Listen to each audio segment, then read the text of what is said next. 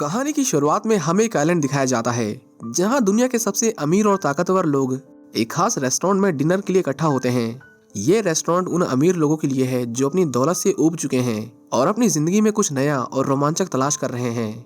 वो अक्सर इस रेस्टोरेंट में आया करते थे, लेकिन आज रात उन्हें जो खिलाया जाने वाला था वो उससे पूरी तरह अनजान थे।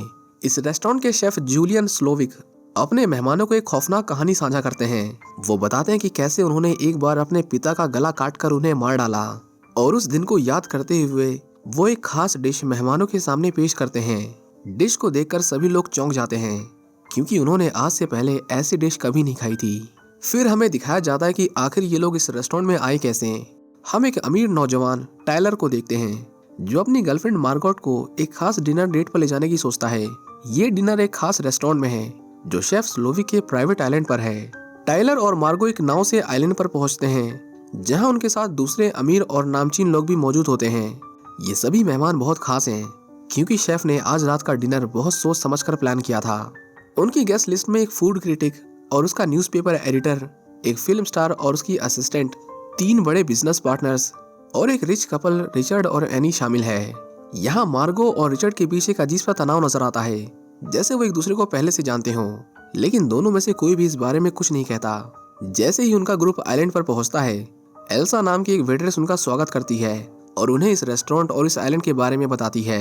एल्सा कहती है कि रेस्टोरेंट के वर्कर्स एक परिवार की तरह रहते हैं और सुबह 6 बजे से लेकर रात 2 बजे तक एक साथ काम करते हैं। मेहमानों को स्टाफ के रहने की जगह भी दिखाई जाती है और हम यहाँ नोटिस करते हैं कि यहाँ के लोग हद से ज्यादा डिसिप्लिन थे। आखिरकार मेहमान रेस्टोरेंट के अंदर पहुँचते हैं। किचन में हर शेफ अपने काम में पूरी लगन से लगा हुआ है। जैसे ही मेहमान अपनी अपनी सीट पर बैठते हैं, एल्सा उन्हें सख्ती से बताती है कि वे आज रात सर्व की जाने वाली किसी भी डिश की तस्वीरें ना लें, क्योंकि शेफ स्लोविक मानते हैं कि उनकी डिश एक ऐसी आर्ट है जिन्हें उन्हें चख कर, देख कर और सूंघ कर रियल टाइम में एक्सपीरियंस करना होगा और वो नहीं चाहते कि फोटो खींचकर उनके डिश की तौहीन की जाए। थोड़ी देर बाद शेफ स्लोविक किचन में आते हैं। एल्सा उन्हें बताती है कि टाइलर नाम का एक लड़का अपने साथ एक अनरजिस्टर्ड गेस्ट को लाया है। यहाँ मार्गो की बात हो रही थी जिसका नाम गेस्ट लिस्ट में नहीं था। असल में टाइलर ने ये टेबल 1 साल पहले बुक की थी जब वो किसी और लड़की के साथ रिलेशनशिप में था, पर किसी वजह से वो टाइलर के साथ नहीं आई। ये सुनकर शेफ के चेहरे पर गुस्सा दिखता है, लेकिन वह इसे नजरअंदाज कर देते हैं। डिनर की शुरुआत होती है। पहला डिश परोसा जाता है और सभी मेहमान उसे चखने लगते हैं। टाइलर चुपके से डिश की तस्वीर खींचने की कोशिश करता है, जबकि मार्गो इस डिश और इस रेस्टोरेंट को कुछ खास तवज्जो नहीं देती। दूसरे डिश के साथ स्लोविक खुद मेहमानों से बात करते हैं।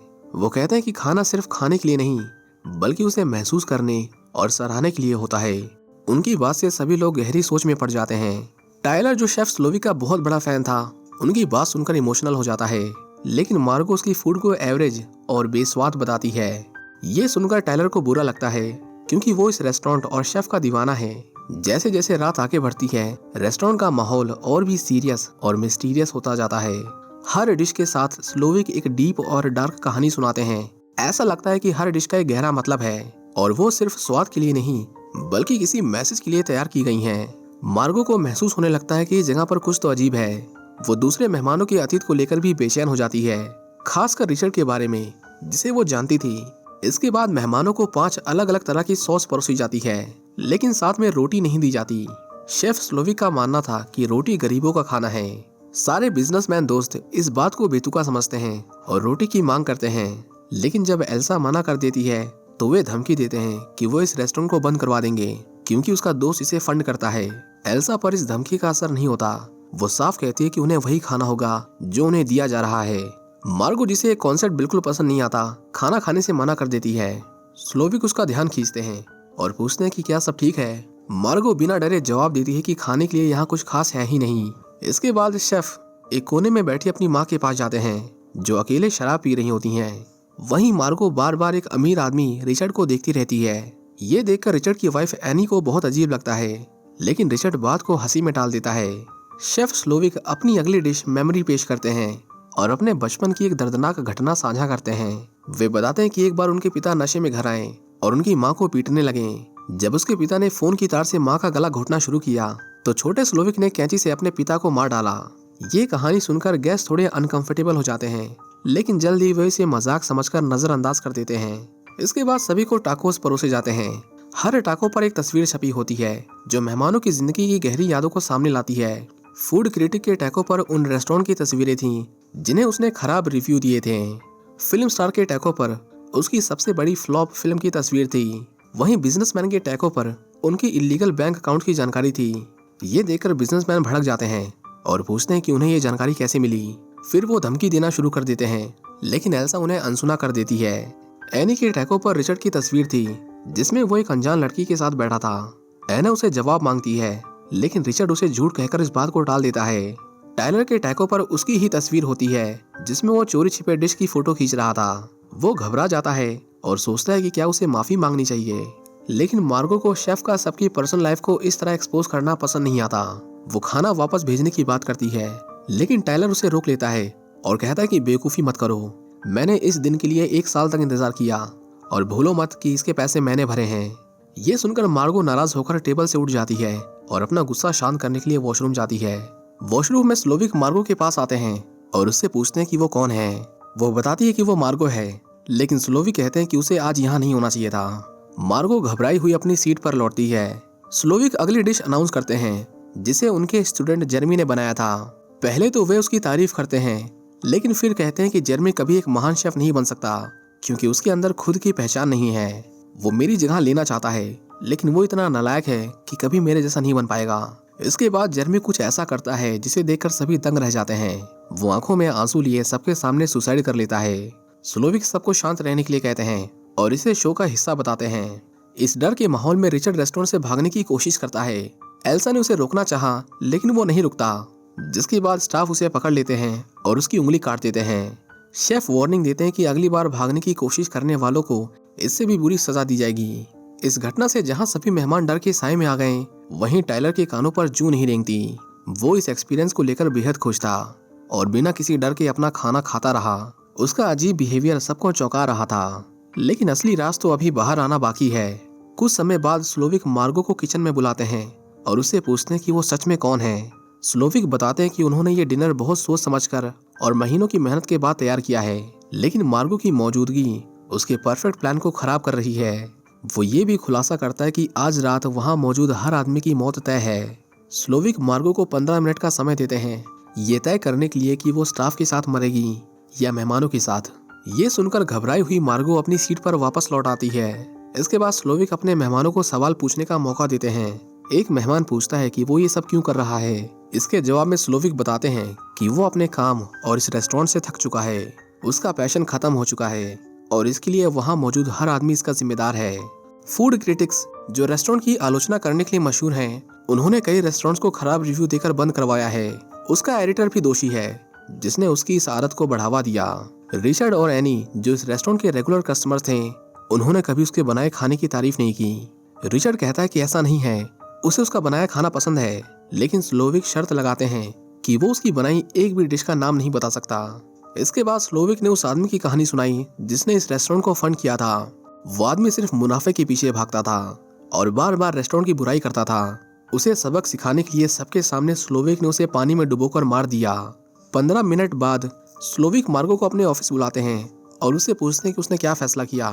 घबराई हुई मार्गो कहती है कि वो इस जगह की नहीं है, उसे जाने दिया जाए, लेकिन स्लोविक उसे स्टाफ की कैटेगरी में डाल देते हैं क्योंकि वो बाकी मेहमानों की तरह अमीर नहीं थी। इसके बाद स्लोविक पूछते हैं कि वो रिचर्ड को क्यों देख रही थी। मार्गो आखिर में सच बताती है कि उसका असली नाम आयरीन है और वो एक एस्कॉर्ट है जो पैसों के लिए आदमी को प्राइवेट सर्विसेज देती है। रिचर्ड उसका पुराना कस्टमर था जिसने उसे अच्छी रकम दी थी। ये सुनकर स्लोविक उसे सहानुभूति जताते हैं और कहते हैं कि वो भी बुरे कस्टमर्स से परेशान हैं। वो ये भी बताते हैं कि अब उन्हें खाना बनाने में खुशी नहीं मिलती। इसके बाद स्लोविक टाइलर से पूछते हैं कि वो यहाँ क्यों आया है। टाइलर बताता है कि वो सालों से इस रेस्टोरेंट में आने का सपना देख रहा था। जब उसे मौका मिला तो उसने इसे बुक कर लिया, भले ही उसे पहले ही बता दिया गया था कि इस डिनर में हर कोई मरेगा। टाइलर ये भी बताता है कि उसने मार्गो को इसलिए हायर किया क्योंकि उसने 2 लोगों के लिए टेबल बुक की थी और बिना साथी के उसकी बुकिंग कैंसिल हो जाती। ये सुनकर आयरीन को गुस्सा आ जाता है और वो टाइलर पर हमला कर देती है, लेकिन स्टाफ उसे रोक लेता है।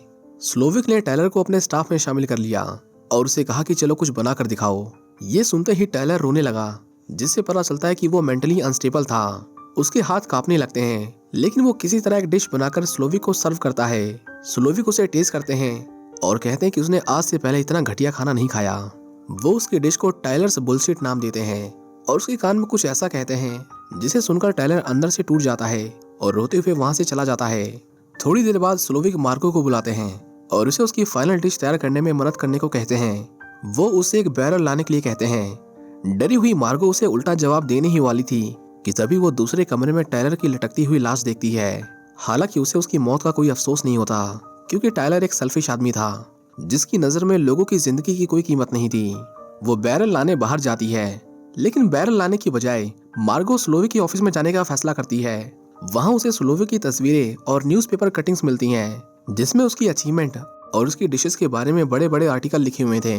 ज्यादातर तस्वीरों में स्लोविक उदास और गुस्से में नजर आ रहे थे, लेकिन एक तस्वीर में वो बेहद खुश दिखाई दिए। ये उन दिनों की तस्वीर थी जब वो एक फास्ट फूड रेस्टोरेंट में काम करते थे और बर्गर बनाते थे। इसी बीच एल्सा उसे देख लेती है और उसे रोकने के लिए आती है। दोनों के बीच झगड़ा होता है, लेकिन मार्गो गलती से एल्सा को मार देती है। इस घटना से वो डर जाती है, लेकिन वो खुद को संभाल कर कमरे की तलाशी जारी रखती है। जब मार्गो वापस लौटती है तब तक स्लोविक डिनर का अंतिम हिस्सा तैयार कर चुके होते हैं। पूरा डिनर डर, मिस्ट्री और खतरनाक साजिशों से भरा होता है, मानो जैसे सब कुछ खत्म होने की ओर बढ़ रहा था। कमरे में मार्गो को एक रेडियो दिखाई दिया। रेडियो देखकर उसे उम्मीद की किरण नजर आई। उसने तुरंत उसका इस्तेमाल किया और कोस्ट गार्ड को मैसेज भेजकर इस खतरनाक जगह की पूरी जानकारी दी। फिर वो बिना हड़बड़ाहट दिखाए बैरल लेकर वापस रेस्टोरेंट में चली गई। स्लोविक हर चीज को अपने काबू में रखना चाहता था। उसने मार्गरेट को फिर से बुलाया और उससे बात करने लगा। उसने बताया कि वो ये सब क्यों कर रहा है। स्लोविक कहता है कि एक शेफ का काम होता है अच्छा खाना परोसना, लेकिन आजकल के लोग खाने की क्वालिटी से ज्यादा एक्सपीरियंस चाहते हैं। ऐसे लोगों को सिर्फ खाने से खुश नहीं किया जा सकता। इसी वजह से कई शेफ अपने काम से खुशी खो देते हैं। वे दबाव में काम करते हैं और उनकी कला कहीं खो जाती है। थोड़ी देर बाद कोस्ट गार्ड रेस्टोरेंट में आ गया, लेकिन अंदर आने से पहले स्लोविक ने सभी मेहमानों को सख्त चेतावनी दी कि वे उसके खिलाफ कुछ न कहें। कोस्ट गार्ड ने कहा कि यहाँ उसे कई मर्डर्स की शिकायत मिली है, लेकिन चालाक स्लोविक ने बड़े आराम से जवाब दिया कि ऑफिसर यहाँ सब कुछ ठीक है। तभी कोस्ट गार्ड ने वहाँ मौजूद एक फिल्म स्टार को पहचान लिया और उससे उसका ऑटोग्राफ मांगा। इस मौके का फायदा उठाते हुए उस एक्टर ने स्लोविक के बारे में बात करनी शुरू की। उसकी बातें सुनने के बाद कोस्ट गार्ड ने अपनी बंदूक निकाली और स्लोविक को अपने हाथ पीछे करने को कहा। ये देखकर सभी मेहमानों ने राहत की सांस ली और अपनी अपनी जान बचाने के लिए कोस्ट गार्ड को सब कुछ बता दिया। लेकिन तभी एक चौंकाने वाला पल आया। पता चला कि कोस्ट गार्ड की बंदूक नकली थी और वो असल में स्लोविक के स्टाफ का ही एक मेंबर था। ये देखकर पूरा स्टाफ जोर जोर से हंसने लगा। स्लोविक ने खुलासा किया कि वो जानता था कि मार्गो ने मदद के लिए कॉल किया था। इसके बाद स्लोविक ने अपने आखिरी कोर्स की तैयारी शुरू की, लेकिन मार्गो ने चालाकी से एक नई प्लानिंग बनाई। उसने खड़े होकर कहा कि उसे स्लोविक का खाना पसंद नहीं आया और वो इसे वापस करना चाहती है। ये सुनकर स्लोविक नाराज हो गया और उसने पूछा कि खाने में कमी क्या है। मार्गो ने कहा कि उसके खाने में वो खुशी और प्यार नहीं है जो किसी भी खाने का असली मकसद होता है। उसने कहा कि उसका खाना ऐसा लगता है जैसे इसे बस दिखावे के लिए बनाया गया है, इसे खाकर मजा नहीं आता। फिर उसने कहा कि तुम सिर्फ शेफ के रूप में ही नहीं बल्कि एक इंसान के रूप में भी फेल हो चुके हो, और सबसे बड़ी बात कि मैं अभी भी भूखी हूँ। स्लोविक का अहंकार इस बात से आहत हो गया। उसने गुस्से में पूछा कि वो आखिर क्या खाना चाहती है, जिसके बाद मार्गो ने उससे एक अमेरिकन चीज बर्गर और फ्रेंच फ्राइज की मांग की। स्लोविक रसोई में गया और खुद अपने हाथों से बर्गर बनाने लगा। बर्गर बनाते समय उसे अपने पुराने दिनों की याद आ गई जब वो एक मामूली फास्ट फूड रेस्टोरेंट में काम करता था। तब वो बहुत खुश था और संतुष्ट महसूस करता था। जब बर्गर तैयार हुआ तो उसने इसे मार्गो को परोसा। मार्गो ने बर्गर खाया और पहली बार स्लोविक के खाने की तारीफ की। उसने कहा कि उसका बर्गर बहुत टेस्टी है। ये सुनकर स्लोविक के चेहरे पर खुशी आई जो उसने शायद कई सालों से महसूस नहीं की थी। इसके बाद मार्गो ने कहा कि बर्गर इतना बड़ा है कि वो उसे पूरा नहीं खा सकती। उसने स्लोविक से पूछा कि क्या वो इसे पैक करवा सकती है। स्लोविक ने थोड़ी देर सोचा और फिर इसे पैक करने के लिए तैयार हो गया। पैक किया हुआ बर्गर लेकर मार्गो रेस्टोरेंट से बाहर निकलने लगी। बाहर जाते हुए उसने एक पल के लिए रुककर बाकी मेहमानों की ओर देखा। वो सोच रही थी कि क्या उसे उनकी मदद करनी चाहिए या खुद की जान बचानी चाहिए, लेकिन एनी ने उसे वहां से जाने का इशारा किया। मार्गो ने एक नाव ली और उस रेस्टोरेंट से दूर चली गई। रेस्टोरेंट के अंदर स्लोविक ने सभी मेहमानों को धन्यवाद किया। उसने कहा कि वे सभी उसकी कला और जीवन के विनाश का कारण हैं। अब वो उसकी आखिरी डिश का हिस्सा बनने वाले हैं। स्लोविक और उसके स्टाफ ने अंतिम डिश की तैयारी शुरू कर दी। ये डिश मेहमानों के साथ साथ खुद स्लोविक और उसके स्टाफ को भी शामिल करती थी। देखते ही देखते स्टाफ ने मार्शमेलो और चॉकलेट से मेहमानों को सजाना शुरू किया। फ्लोर पर सारे इंग्रेडिएंट्स बिखेर दिए गए। सभी लोगों ने अपनी किस्मत को स्वीकार कर लिया था कि वो सब मरने वाले हैं और यहाँ से भागने की कोशिश बेकार है। जैसे ही डिश तैयार हुई, स्लोविक ने सबको आग के हवाले कर दिया। मार्गो नाव पर बैठी दूर इस भयानक नज़ारे को देख रही थी। रेस्टोरेंट जलकर राख हो गया और उसके साथ सारे एविडेंस खत्म हो गए। लेकिन मार्गो के मन में हमेशा ये सवाल रहेगा कि क्या उसने सही किया, क्या वो बाकी लोगों को बचा सकती थी। इस कहानी के जरिए हमें ये बताने की कोशिश की गई है कि हमें हमेशा दूसरों के काम की कदर करनी चाहिए। स्लोविक के मेहमानों में वो सभी लोग शामिल थे जिन्होंने कभी न कभी उसे परेशान किया था, फिर चाहे वो रिव्यू देने वाले क्रिटिक्स हों या फिर उसके इन्वेस्टर्स जिन्होंने हमेशा उसके रेस्टोरेंट को बंद करने की धमकी दी। उसका दिल तब टूट गया जब उसे पता चला कि उसके खुद के कस्टमर्स उसकी फूड को एंजॉय नहीं करते हैं, वो बस यहाँ अपने स्टेटस के लिए आते हैं। स्लोविक समझ गया था कि वो किसी को खुश नहीं कर सकता और इस तरह उसने सब कुछ खत्म करने का सोचा।